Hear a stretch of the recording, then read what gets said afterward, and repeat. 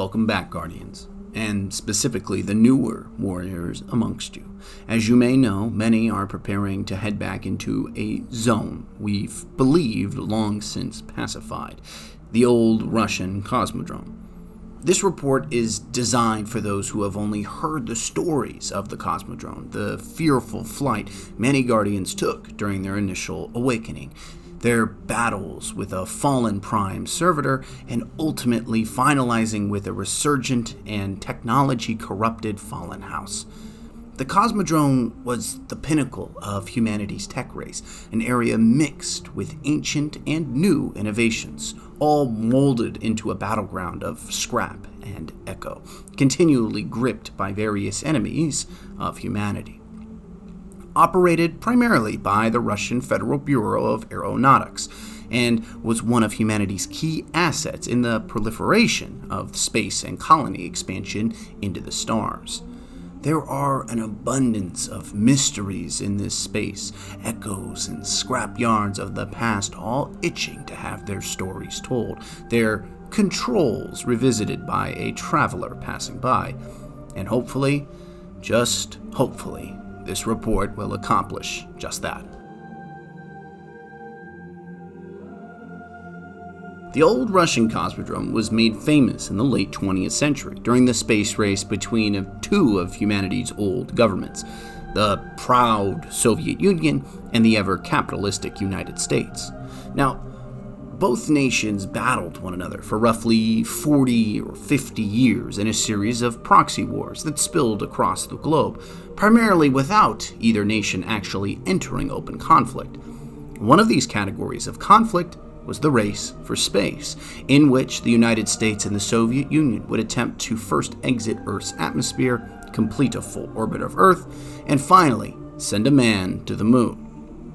The most famous of steps taken by humanity for the conquest of space was initialized in the Baikonur Cosmodrome, what we refer today simply as the Cosmodrome, when Sputnik 1 and the Vostok 1 were launched from its spaceport deep within the old Russian Federated Republic of Kazakhstan. The first human spaceflight was accomplished via Vostok 1 when Yuri Gagarin became the first human ever to reach space. While considered a triumph for the Soviet Union, many now look back at this as an achievement accredited to the ingenuity of humanity at large, not just another medal to pin on a Soviet military uniform. Of course, at the time of the Cold War between the United States and Soviet Union, it was a rallying cry to the government policies of Russia that the promise of raising the worker over that of the individual benefit could lead to incredible human accomplishment. Eventually, however, the United States would catch up and surpass the Soviets, ushering in the Apollo moon missions and driving the first men on the moon in Neil Armstrong and Buzz Aldrin. Again, these achievements now are looked back with pride for many humans, as the age-old barrier of government loyalty has now been replaced with the loyalty to that of our consensus, and the even broader, that of our last city. But during humanity's golden age, just after the arrival of the Traveler, the Cosmodrome would be revitalized to launch massive colony ships, many equipped with world-beyond changing nanotechnologies, such as the profound SIVA, and onboard ship AI, such as Failsafe, found on Nessus. Unfortunately for humanity, these colony ships would never fully reach their outbound extrasolar destinations, as humanity would suffer the collapse event sometime after the Traveler had arrived in the system. When you finally return to this land of promise, keep the thought close in your hearts and minds, Guardians. This was an area where humanity would reach out into the stars in an attempt to conquer and expand, to build new worlds without governmental borders, without petty religious dogmas, refrained from internal politicized movements. The space race and the Golden Age were humanity's crowning moments, showcasing to the entire galaxy, perhaps that of even the universe, that through both competition and unity, humanity could reach beyond the stars and make their mark upon galactic history.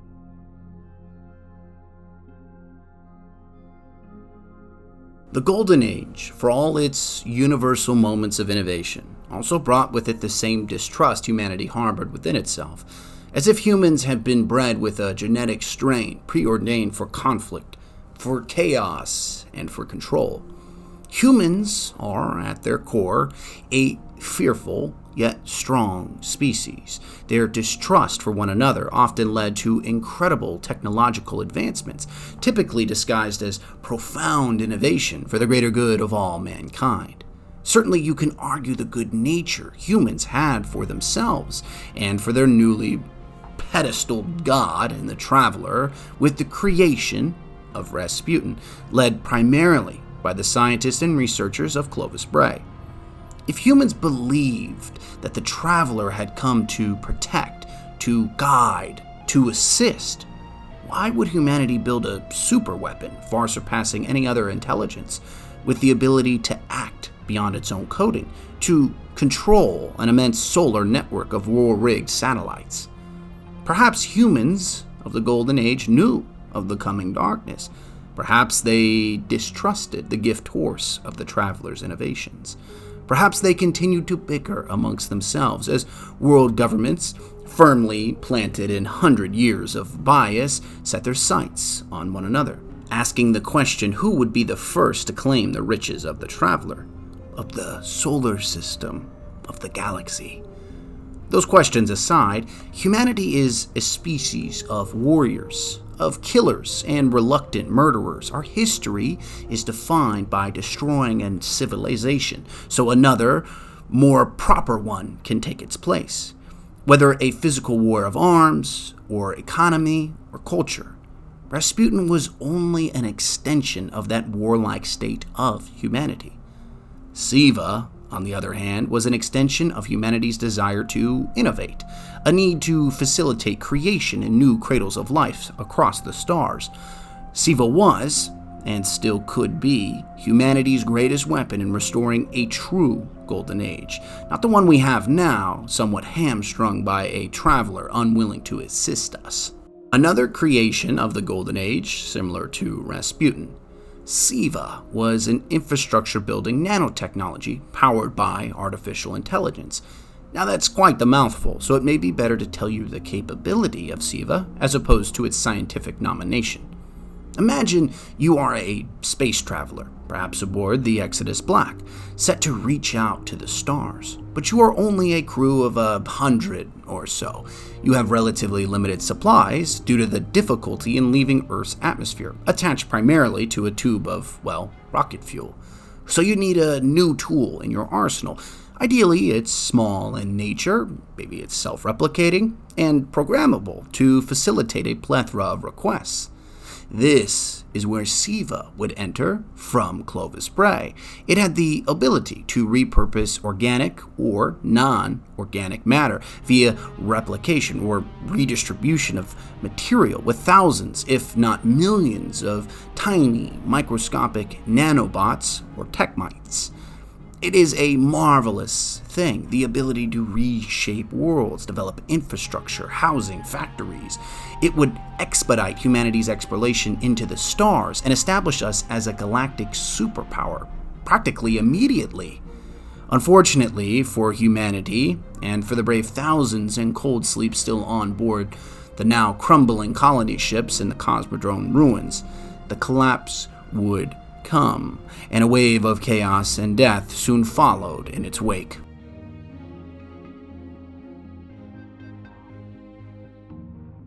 The Dark Age was a time that set back humanity, or at least paused its path to recovery, just following the collapse in the years or decades after. Humanity was forced into tribes of holdouts and resistance members, but from all reports of that time, they weren't fighting the darkness, not the pyramid ships we see today at least, but rather they battled with the scavengers of the apocalypse, particularly that of the Fallen, or in their proper name, the Elixni.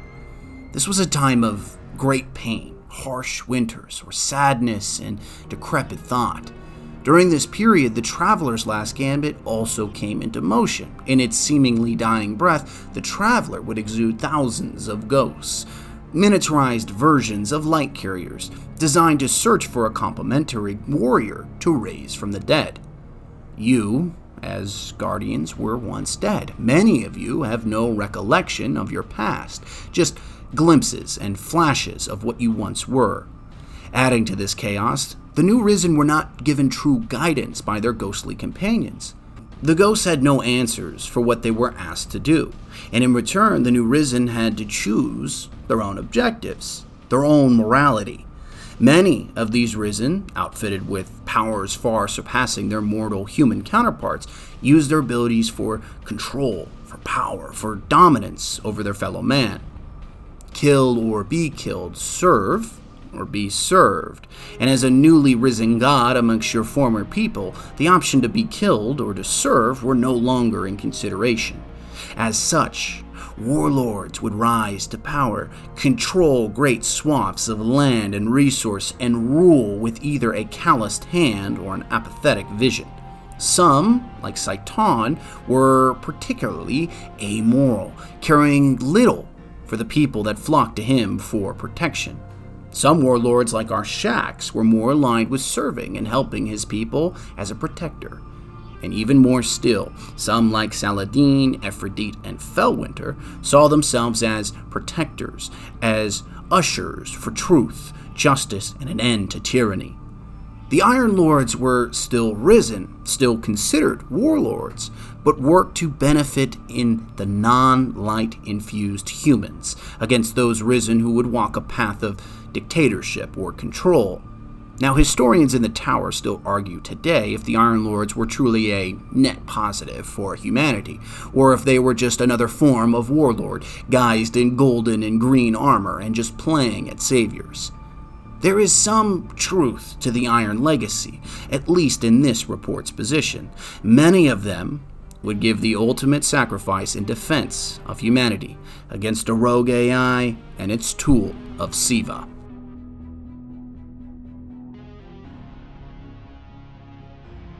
Before we begin this section of the report, I recommend you listen to the full report on Fellwinter, the Iron Lord XO, son to Rasputin, an unbeknownst killer of his companions.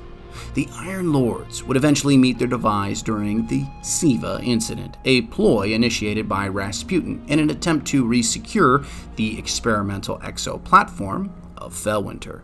Many theorize that Fellwinter was an XO platform that had the capability to house an AI mind in almost full capacity. The limitation of an AI mind with the expansive reach like Rasputin would be effectively limited in the standardized XO frame, but there are rumors of certain experimental frames, such as Fellwinter, and a version our Anna Bray has come into possession of. In Rasputin's bid to capture his, quote, son, unquote, Fellwinter, he left breadcrumbs of technology the Iron Lords could use to help rebuild humanity, reform it, and usher in a new golden age. The Iron Lords wished to rebuild the world for all humanity, risen and non-risen alike, and were unified in a goal to protect, to serve, and ultimately assist all walks of life. Unfortunately, in a bunker deep within the Cosmodrome called Site 6, SIVA would be unleashed on the Iron Lords, killing most of their number, leaving few survivors and severely limiting their power. During these moments, Saladin had believed the threat contained, and after such great loss of life of his fellow warriors, perhaps he had hoped his belief was true, if only to justify the deaths of the original Iron Lords. Unfortunately for Saladin, SIVA would eventually return and cause utter chaos in the Cosmodrome's final days prior to its current quarantine.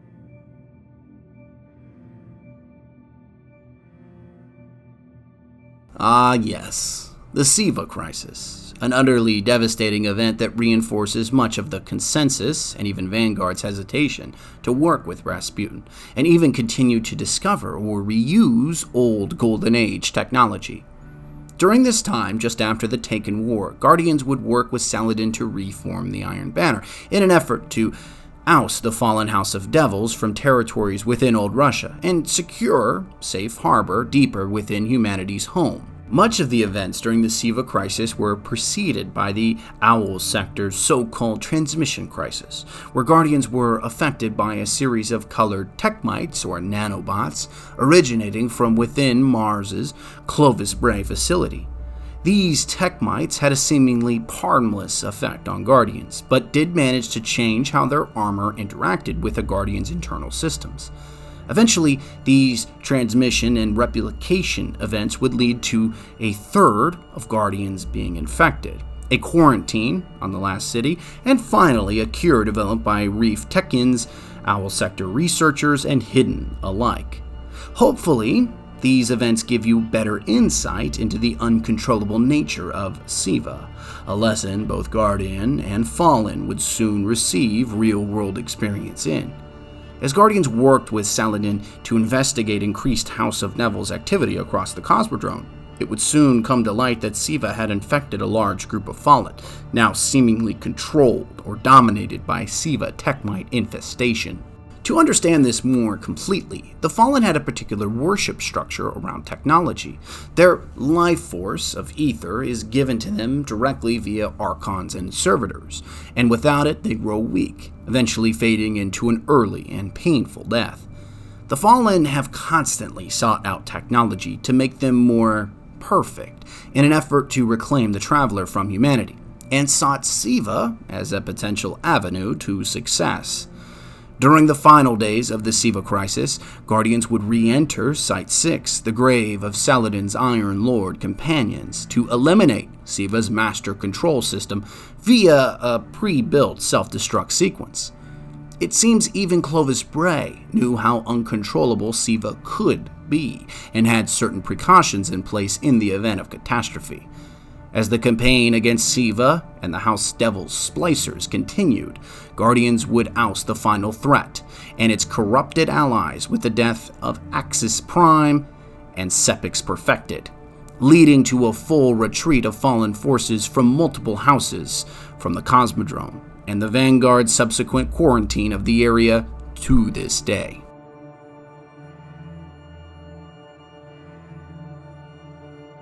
There are a multitude of stories and reports that come from our cradle of exploration in the Cosmodrome. Some are etched into the veterans amongst you. Others are stories heard in only hushed whispers in fear of reprisals, and yet others still remain cloaked in mystery. If the Fallen do attempt to return into this area, I wonder what they could seek. Perhaps an effort to dismantle the House of Kings, to resecure information on SIVA nodes spread throughout the system, or even more mysterious yet, an effort to uncover information regarding Rasputin and the fabled time traveler, the Stranger. I dare not add to this list of conjecture until we know more. Hopefully, the new light amongst you, and even the veterans who had experienced these campaigns firsthand, have learned about our previous wars and tribulations in today's report, and rest assured that our return to this land will likely resurface old scars, reopen long since healed wounds. Until that day arrives, study our past to secure our future, and stay safe, Guardians.